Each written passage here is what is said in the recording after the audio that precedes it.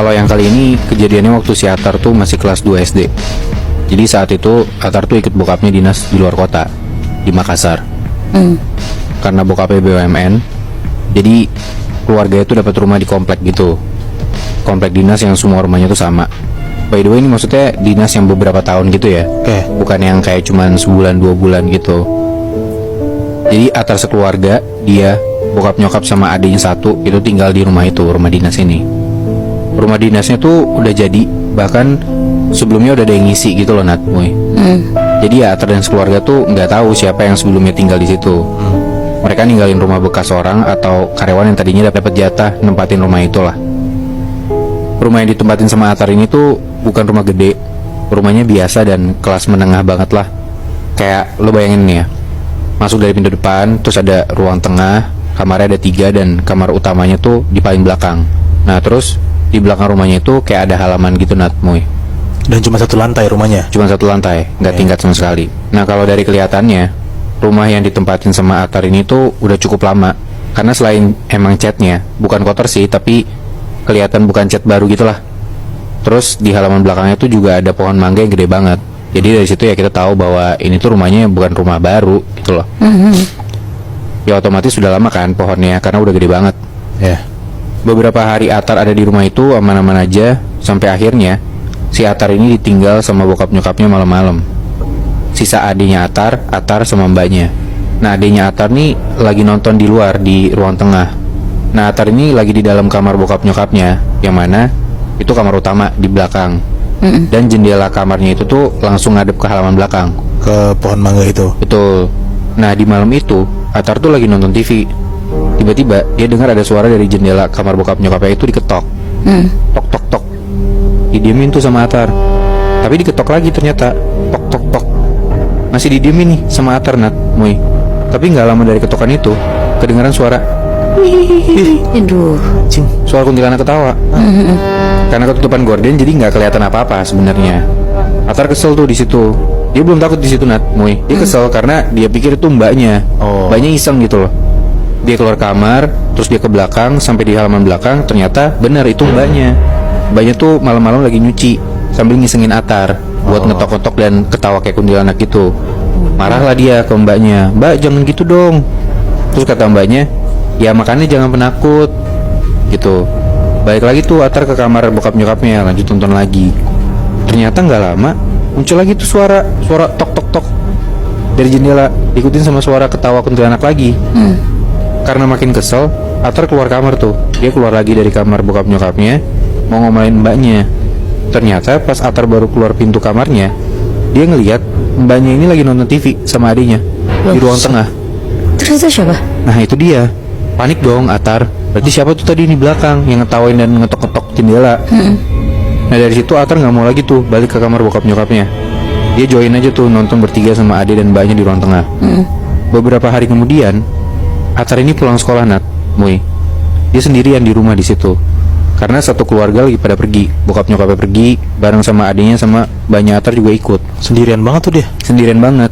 Karena dia sekolah kan, itu kayak weekdays gitu. Terus gara-gara dia sekolah, bokap nyokapnya pergi dari siang, tapi sampai malam itu bokap nyokapnya belum pulang juga. Jadi sampai sekitar jam 7 malam Atar tuh sendirian di rumah. Sambil nonton TV lah Atar, biar nggak sepi-sepi banget gitu kan di ruang tengah. Jam 7 malam itu Atar dengar lagi, Nat, Muy. Kali ini dari pintu belakang yang langsung ngarah ke halaman belakang itu. Ada ketokan pintu lagi. Tok tok tok. Atar liatin aja tuh pintu dari ruang tengah, berharap gak bunyi lagi. Tapi ternyata tetap bunyi. Tok tok tok. Dibarengin sama ketawa kuntilanak lagi. Buset. Wah, di hari itu sebenarnya pas banget, Nat, Muy. Atar ini yang anak kelas 2 SD baru banget diajarin surat pendek An-Nas. Jadi kan ada tuh Qul a'udzu birabbin nas. Terus yang terakhirnya minal jinnati wan nas, kayak ya sebenarnya terjemahannya berlindung kepada Tuhan lah dari jin, manusia dan segala macam dari hal-hal jahat. Tapi Atar yang baru belajar surat An-Nas ini gak lancar bacanya, Nat, Muy. Karena baru hari pertama dia belajar gitu loh.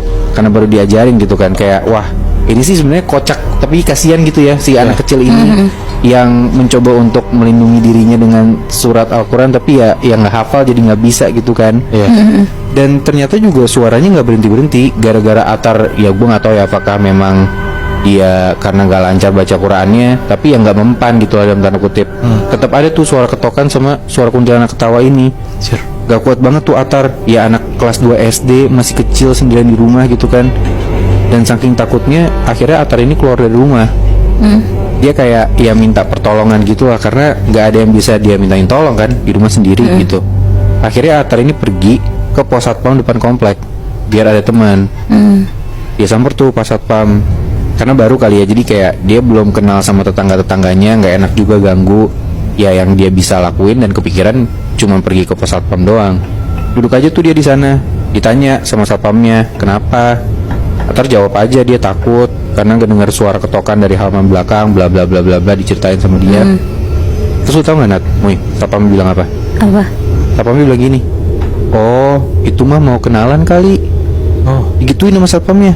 Gue nggak tahu sih kenapa satpam ini nyeritain cerita horor kayak gini ke anak kelas 2 SD ya. Jadi tuh si satpam itu cerita, usut punya usut, penghuni sebelum si keluarga Atar ini tuh pernah ada juga yang kejadian kayak gini.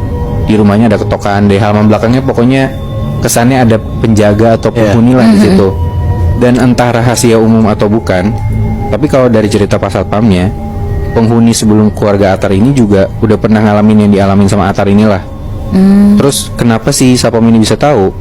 Karena keluarga yang sebelum keluarga Atar ini yang nempatin rumah itu tuh pernah satu malam minta tolong ke si pas satpamnya buat beliin kepala kambing. Katanya penghuni yang ada di rumahnya itu lagi kepengen banget, udah lama nggak makan kepala kambing. aneh banget. Aneh kan? Iya. Gue juga nggak tahu kenapa ya penghuni-penghuni rumah dinas itu juga nggak resah gitu sama keadaan kayak gini, karena kan kayak seakan-akan minta sesajen gitu loh, ya nggak sih? Cuman mungkin memang selama nggak ganggu ya fine-fine aja kali ya sama si tetangga-tetangga itu. Mungkin yang nempatin sebelum si keluarganya Atar juga fine-fine aja dengan hal ini. Kayak ya udah dengan keadaan kayak gitu gak apa-apa lah, mereka yang penting aman-aman aja. Mungkin seakan-akan gak terlalu diganggu. Dan ya mungkin lagi si keluarga sebelum keluarganya Atar ini ketimbang pindah rumah dinas, bayar kontrakan lagi, dan rumah dinasnya saya nggak dipakai, ya udah mending gue pakai aja, berdamailah dan tanda kutip sama si keadaan itu dan penghuni yang ada di sana. Makanya si satpamnya bilang itu mau kenalan aja kali. Nah tapi aslinya sih gak ganggu, kata satpamnya gitu, karena belum pernah ada masalah-masalah yang gimana-gimana banget. Ya. Atau jangan-jangan si Atar itu diganggu karena si keluarganya Atar ini tuh belum ngasih sesajen si kepala kambing itu kali ya, Bi? Gue juga nggak tahu sih Nat, apakah memang ternyata cuman kenalan doang, tapi ya standar kenalannya itu yang bikin Atar takut gitu. Mungkin dalam keluarga yang sebelumnya itu biasa aja, cuman buat Atar sendiri yang masih kecil, itu udah ganggu banget buat dia, bahkan dia takut gitu kan. Sosok itu cuman gangguin Atar doang atau satu keluarganya Atar juga gangguin, Bi? Kalau dari cerita yang gue dapat sih so far Atar doang, Mui, karena emang Atar yang mengalami cerita itu gitu loh. Berarti yang ngapes Atar doang ya? Kayaknya sih ya. Kalian pernah dengar cerita dari Gunung Merbabu gak sih? Gue belum pernah lagi. Gue juga belum, karena gue gak pernah naik gunung. Nah, cerita kali ini gue mau ceritain lokasinya di Gunung Merbabu. Jadi ada cowok dan cewek. Mereka ini pacaran, namanya Wirza sama Hana. Wirza. Wirza. Oke. Mereka umurnya masih 19 tahun dan masih kuliah. Hah. Jadi sebulan lagi mereka tuh NF ke 3 tahun. Dan biasanya mereka tuh selalu ngerayain berdua tiap tahunnya, kayak selalu dinner gitu loh. Karena udah bosen, tiba-tiba Hana nyeletuk ngomong ke Wirza, "Wir, kita coba naik gunung yuk pas 3 tahun nanti, bulan depan kan." Wirza kaget sih, karena Hana ini tipenya anak yang manja gitu loh. Soalnya naik gunung kan bener-bener capek ya. Akhirnya mereka cari-cari gunung yang bagus. Terus Hana bilang mau ke Gunung Merbabu aja karena pernah ngeliat temennya kesana dan bagus banget. Wirza ini kaget soalnya Merbabu kan gunung tinggi ya hitungannya. Wirza mikirnya malah gunung-gunung yang gampang untuk pemula gitu. Tapi Hana ini maksa banget. Akhirnya Wirza nurutin Hana untuk naik Gunung Merbabu. Sebulan kemudian mereka akhirnya berangkatlah ke Gunung Merbabu. Mereka naik bus dari terminal di Jakarta. Singkat cerita mereka sampai di Gunung Merbabu. Nah sebelum naik ke atas, mereka berdua ini ketemu sama satu rombongan. Karena Wirza lagi bawa Hana, akhirnya Wirza nanya ke leader rombongan itu. Wirza minta untuk bareng naiknya ke atas. Akhirnya dibolehin lah sama leadernya ini, dan mereka jadi ikut satu rombongan gitu. Pas udah mulai trekking, Hana seneng banget karena dia ngerasa ini pengalaman pertamanya dia. Kalau Wirza kan udah pernah, tapi bukan gunung-gunung tinggi kayak gini. Nah, mereka start sekitar jam 9 pagi. Mereka nargetin sebelum maghrib tuh pokoknya udah sampai tempat mereka nginep nanti. Kayak tempat buat kemah gitu, Moebi. Jadi satu rombongan yang diikutin sama Wirza Hana itu ada sekitar 5 orang, udah termasuk leadernya. Nah, karena Hana ini baru pertama kali, jadi jalannya tuh pelan-pelan banget dan lebih nyantai gitu. Ini berarti bertujuh, Nat? Iya, jadi bertujuh. Jadi ada salah satu dari rombongannya namanya Bobby.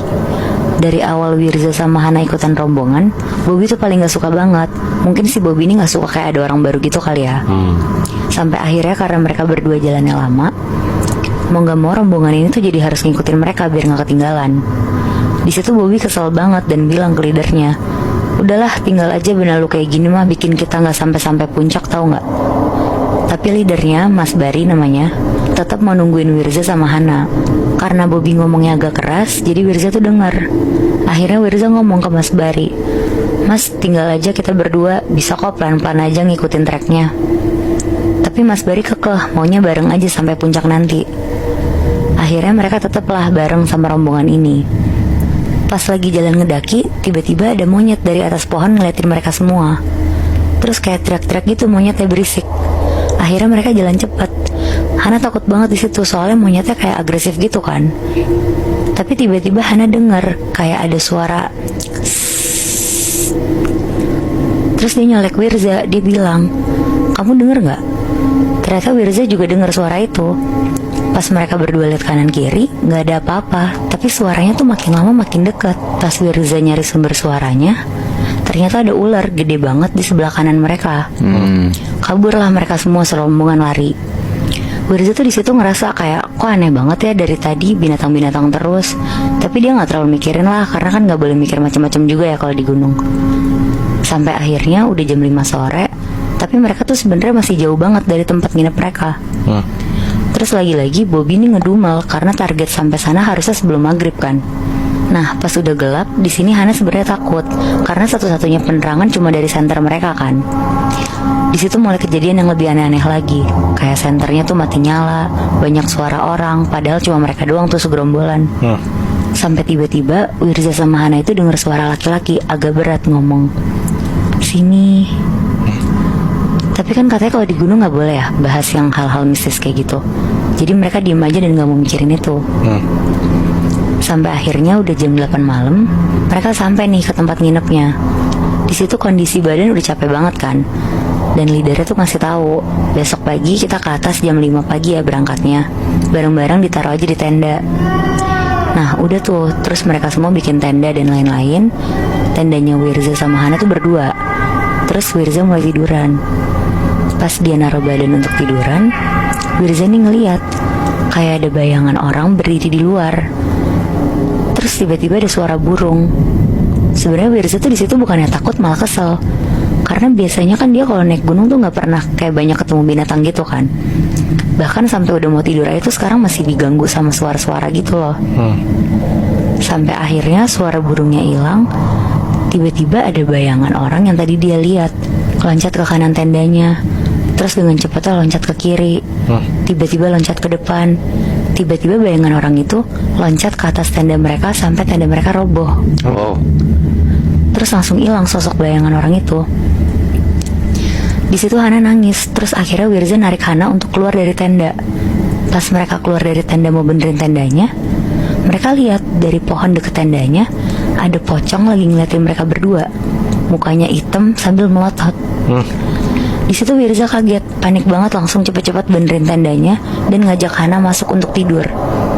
Tadinya Wirza mau minta tolong sama rombongannya, cuma karena udah tengah malam banget dan semuanya juga udah tidur, akhirnya mereka langsung masuk tenda untuk tidur. Besok paginya mereka bangun jam 5-an lah kira-kira, dan langsung siap-siap untuk berangkat ke puncak atas gunung. Mereka jalan kira-kira sampai ke puncak jam 1 siang. Pas udah sampai mereka seneng banget karena akhirnya tujuan mereka semua naik gunung tuh udah tercapai kan. Akhirnya mereka foto-foto nikmatin pemandangan. Terus gak lama mereka tuh turun. Karena Wirza ngerasa udah tahu jalannya, tinggal turun doang. Wirza sama Hana jalannya tuh nyantai. Pas mereka turun, tiba-tiba Wirza sama Hana ini ketinggalan sama rombongannya. Tapi Wirza nyoba untuk tetap tenang karena dia mikir, dia inget lah jalan pulangnya. Dan posisinya masih terang juga kan. Terus ada jalan kayak pecahan gitu kanan kiri. Nah seingat Wirza tadi tuh yang kanan jalannya. Jadi Wirza ngajak Hana untuk jalan ke jalur kanan. Pas mereka udah turun sekitar sejam, Wirza nih ngerasa kayaknya ini tuh bukan jalan mereka tadi. Terus bener aja Hana juga ngerasa yang sama. Dan sisa air mineral mereka tuh bener-bener tinggal sedikit banget. Di situ mereka duduk dulu, Hana nangis karena takut, Wirza juga kepusingan sendiri. Sampai akhirnya Wirza ini mikir untuk cari jalan dulu sendiri. Jadi dia tuh bilang ke Hana, "Han, bentar ya, aku cari jalan dulu, nanti aku kesini lagi." Wirza jalan ke bawah, nggak terlalu jauh dia tuh ngeliat ada tenda. Tapi anehnya cuma satu tenda doang di situ, dan posisinya juga aneh gitu, kayak kanannya tuh jurang. Tapi karena Wirza juga udah bingung banget, akhirnya dia ke tenda itu sambil bilang, "Halo, permisi." Pas dia nengok ke tendanya, ternyata tendanya tuh kosong, nggak ada siapa-siapa. Terus Wirza tuh ngeliat ada air mineral banyak banget di situ. Karena Wirza juga aus banget, tanpa mikir panjang dia minumlah air itu. Setelah dia minum, dia keluar dari tenda itu. Dia mau nyamperin Hana lagi kan niatnya. Tapi ternyata kayak udah setengah jam Wirza muter-muter, gak ketemu-temu jalan untuk ke Hana lagi. Wirza panik banget di situ. Dia tuh takut Hana kenapa-napa kan, soalnya kan Hana penakut banget kan. Dan padahal Wirza juga yakin kalau dia jalan ninggalin Hana tadi tuh gak jauh-jauh banget. Akhirnya Wirza teriak-teriak, "Hana, Hana." Tapi gak ada jawaban sama sekali. Tapi dari kejauhan Wirza ini ngeliat kayak ada kakek-kakek lagi jalan. Akhirnya Wirza ini jalan ke kakek-kakek ini sambil teriak, "Bapak, tolongin saya." Pas Wirza makin deket sama kakek ini, tiba-tiba banget kakek ini tuh hilang. Wah, kaget lah Wirza, gak habis pikir banget dia kan. Dan pas Wirza lagi ketakutan, dia nengok ke belakang kan. Pas dia nengok ke belakang, dia lihat jelas banget tenda tempat tadi Wirza ambil minum ditutupin sama 3 pocong yang mukanya hitam. Oh shit. Di situ Wirza lari sejauh mungkin, dan pas dia lari kenceng banget, dia nabrak orang. Orangnya ini tuh ternyata Mas Bari, leader rombongan mereka tadi. Mas Bari ngomong ke Wirza, "Kemana aja sih? Itu Hana udah di tenda loh." Di situ Wirza ceritain apa yang dia lihat tadi. Dan ternyata kata Mas Bari, jalur kanan yang diambil Wirza tadi tuh portal gaib yang seharusnya nggak dilewatin sama pendaki-pendaki. Anjir. Biasanya tuh jalanannya ditutup gitu. Tapi Mas Bari juga bingung kenapa bisa kebuka dan dilewatin mereka. Wirza juga cerita kalau sebenarnya dari awal udah ngeliat pocong. Dan kata Mas Bari, kayaknya sosok yang sering dilihat Wirza itu sengaja narik mereka untuk ke portal gaib itu. Setelah dari situ, akhirnya mereka serombongan tuh turun. Dan Mas Bari mutusin untuk jalan bareng sama Wirza dan Hana sampai ke bawah. Untungnya, Wirza sama Hana tuh gak digangguin apa-apa lagi sampai bawah.